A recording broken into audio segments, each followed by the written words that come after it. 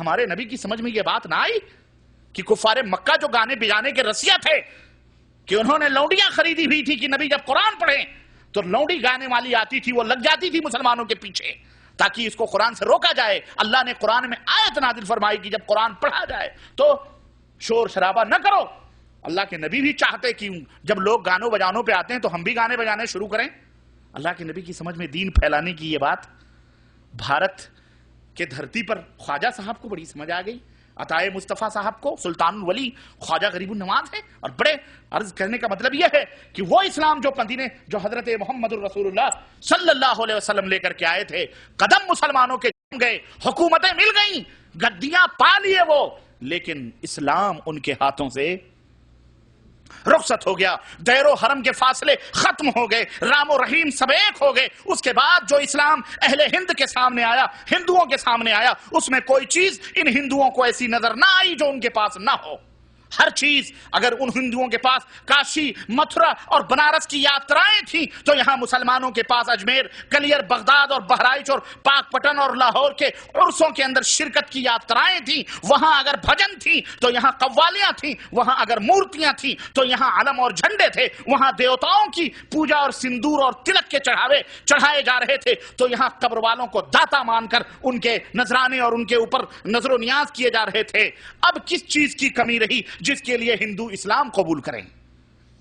کس چیز کی کمی رہی جس کے لیے ہندو اسلام کے اندر داخل ہوئے؟ وہی سب کچھ تو مسلمان کرتے ہیں جو وہ کرتے ہیں۔ کیا فرق رہا؟ اور ہندوستان میں ایک اور حقیقت میں بتلاؤں، ہندوستانی بھائی لوگ جانتے ہوں گے کہ ہندوستان میں ستیہ نارائن کی کتھا بھی پڑھی جاتی ہے۔ ستیہ نارائن کی کتھا بھی ہوتی ہے جس میں برہمن آ کر کتھا سناتا ہے، اور یہ جو پوجا ہوتی ہے ستیہ نارائن کی، آپ کو نہ معلوم ہو، مجھے اچھی طرح سے معلوم ہے کہ اس دن گوشت گھر میں نہیں پکتے، ہندو گھر میں گوشت نہیں پکاتے، بلکہ نہا دھو کر، بلکہ جو گوشت خور ہوتے ہیں وہ بھی نہا دھو کر، دھونی انی رما کر، پوتر ہو کر اس پوجا کے اندر شریک ہوتے ہیں۔ اسی ستیہ نارائن کتھا کی طرح اس کی جڑواں بہن جعفر صادق کی نیاز بھی شروع ہوئی۔ گویا یہ تاثر دیا گیا کہ اگر یہ مذہب سچا ہے اور تمہاری مذہب سچا ہے اور یعنی ہمارا بھی مذہب سچا ہے اور ہر مذہب میں سچے لوگ ہوتے ہیں، اگر یہاں تمہارے ہاں نارائن صاحب ہیں، تمہارے ہاں اگر نارائن صاحب ہیں اور وہ ستیہ ہیں، ستیہ مانے سچے ہیں، تو ہمارے یہاں جعفر صاحب ہیں جو صادق ہیں۔ جو کون ہیں؟ صادق ہیں، سچے ہیں۔ تمہارے یہاں بھی کہانی کہی جاتی ہے اور پوجا ہوتی ہے، ہمارے یہاں بھی کہانی کس کی کہی جاتی ہے؟ لکڑہارے کی کہی جاتی ہے، اور ان کی بھی پوجا یعنی نظر و نیاز ہوتی ہے۔ تمہارے یہاں بھی گوشت نہیں پکتے، اور 22 رجب کو کنڈے والے اچھی طرح سے جانتے ہیں کہ ان کے گھروں میں بھی گوشت نہیں پکتے، ان کے گھروں میں بھی گوشت نہیں پکائے جاتے ہیں۔ انہی تاثرات کے ساتھ ستیہ نارائن کے کتھا کے ہم رنگ اور ہم شکل جعفر صادق کی نیاز کو مسلمانوں میں رائج کیا گیا تاکہ ہندوستان کے مشرکین مسلمانوں سے قریب آئیں، متنفر نہ ہوں اور پھر اجنبیت محسوس نہ کریں۔ بعض لوگ بڑی ڈھیلی ڈھالی پالیسیاں کرتے ہیں کہ جی ملا کے چلو، کس کو ملا کے چلو، تاکہ ہوتا کیا ہے، یہ مضبوط نہیں رہتا تو یہ خود اسی میں مل، ہاں پھر اسی میں ہو جاتا ہے۔ ارے بھائی، اگر آپ اپنے اصول اور ضابطے پہ رہیں تو ملنے کے وجہ تاکہ مسلمان بھی ہم خوشیاں مناتے ہیں اور مسلمان بھی ہمارے ساتھ خوشیاں منائیں۔ مسلمانوں، ہوش کے ناخن لو اور سمجھو ان تاریخی حقیقتوں کو، اور یاد رکھو ایک مومن کا اصل مقصود اور مطلوب صرف اللہ اور اللہ کی رضا اور اس کی خوشی ہے، اور یہ صرف کتاب و سنت کے احکام ہی پر چل کے پا سکتے ہو۔ تمہاری فلاح اور نجات صرف اور صرف رب کے قرآن اور نبی کے فرمان پر عمل کرنے سے ہے۔ اس سے ہٹ کر خود گڑھے ہوئے رسم و رواج اور فضول طریقے یہ دنیا اور آخرت کی بربادی کے سوا کچھ نہیں ہے۔ یہ مشرکانہ اور یہ بدعتیانہ اعمال اور یہ رسم و رواج نجات کی راہوں میں پہاڑوں کی طرح کل قیامت کے دن تمہاری راہوں میں حائل ہو جائیں گے۔ اور یاد رکھو، آج جن بزرگ فاتح اور جن بزرگوں کے نام پر نظر و نیاز اور اتنی عقیدت سے تم کر رہے ہو، کل اللہ کی قسم یہی بزرگ اللہ کے رحم و کرم کے منتظر اور نفسی نفسی کہہ رہے ہوں گے، رب کے دربار میں گھٹنے ٹیکے ہوئے اپنے آنسو بہا رہے ہوں گے۔ اس دن کوئی کسی کا نہ مشکل کشا ہوگا،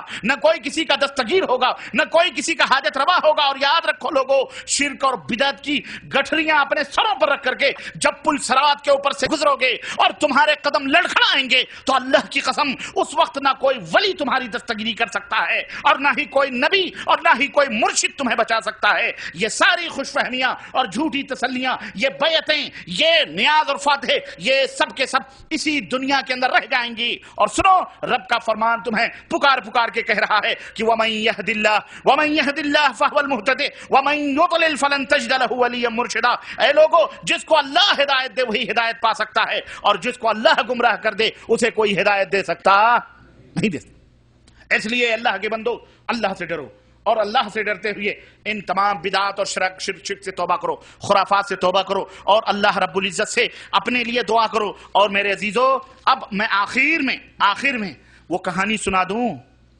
اور بات کو ختم کر دوں۔ کون سی کہانی؟ پوری رامائن تو ختم ہو گئی، تقریر کے آخری مرحلے میں ہم پہنچ گئے۔ اب وہ کہانی ذرا میں سنا دوں تاکہ بات پوری ہو جائے، تاکہ یہ موضوع تشنا نہ رہے اور آپ سمجھ لیں کہ آخر وہ لکڑہارے کی کہانی کیا ہے۔ سمجھ آئی؟ سنا دوں؟ راضی ہو؟ 5 منٹ زیادہ لگیں گے بس، جلدی تو نہیں ہے، کل پھر آنا ہے، کل پھر انشاءاللہ زبان کی کمائی یا زبان کے زخم کے موضوع پر تقریر ہوگی انشاءاللہ۔ جو ہماری زبانیں ایک قینچیوں کی طرح چلتی ہے نا، کل ضرور آنا۔ آؤ گے کہ نہیں آؤ گے؟ انشاءاللہ تبارک و تعالی اس کی اہمیت پر۔ یہ اصل میں کچھ قصہ یوں ہے، یہ اصل میں ایک من گھڑت داستان ہے۔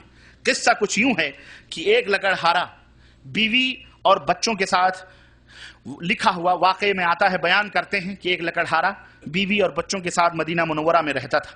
بیوی بچوں کو اکثر فاقے کا شکار ہونا پڑتا تھا، یعنی غریب تھا۔ لکڑہارا روزیوں کی تلاش میں در در کی ٹھوکریں کھاتا، مسلسل 12 سال بہتر مستقبل اور بچوں کے لیے روزی کی تلاش میں لگا رہا، لیکن اسے کچھ خوشحالی کی جھلک تک نصیب نہیں ہوئی۔ اور بیوی مدینہ منورہ میں وزیر کے محل میں نوکری کر لیتی ہے۔ بیوی وزیر کے محل میں کیا کر لیتی ہے؟ نوکری کر لیتی ہے۔ ایک دن کی بات ہے کہ وہ جھاڑو دے رہی ہوتی ہے کہ وہاں سے حضرت جعفر صادق کا گزر ہوتا ہے۔ سنو، وزیر محل کے سامنے اچانک کھڑے ہو کر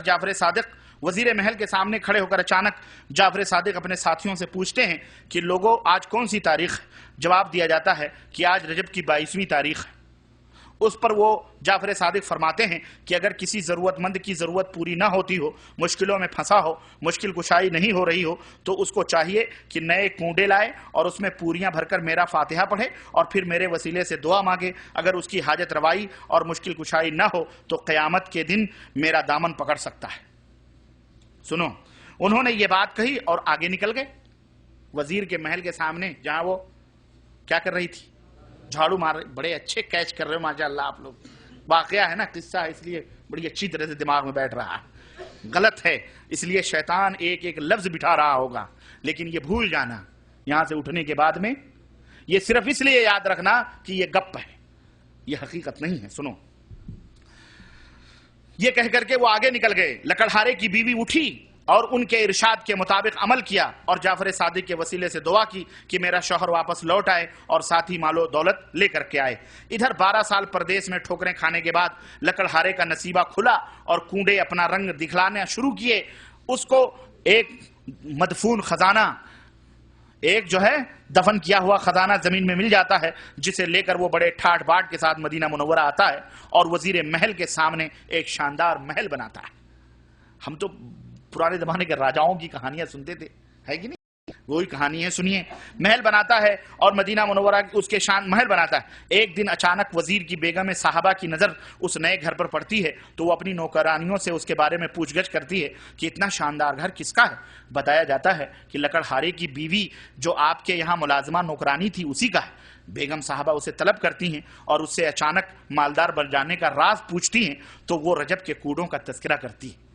لکڑہارے کی بیوی کس کا تذکرہ کرتی ہے؟ رجب کے کنڈوں کا تذکرہ کرتی ہے، وزیر کی بیگم کو یقین نہیں آتا اور وہ رجب کے کنڈوں پر ایمان نہیں لاتی، بلکہ کہتی ہے کہ یہ مال ضرور چوری ڈاکے سے حاصل کیا گیا ہے، یہ تم صرف چھوڑ رہی ہو، یہ مال چور ڈاکو سے چوری کر کے لایا گیا ہے۔ جیسے ہی اس نے جعفر صادق کے ارشاد کو جھٹلایا، ویسے ہی اس کے شوہر کی وزارت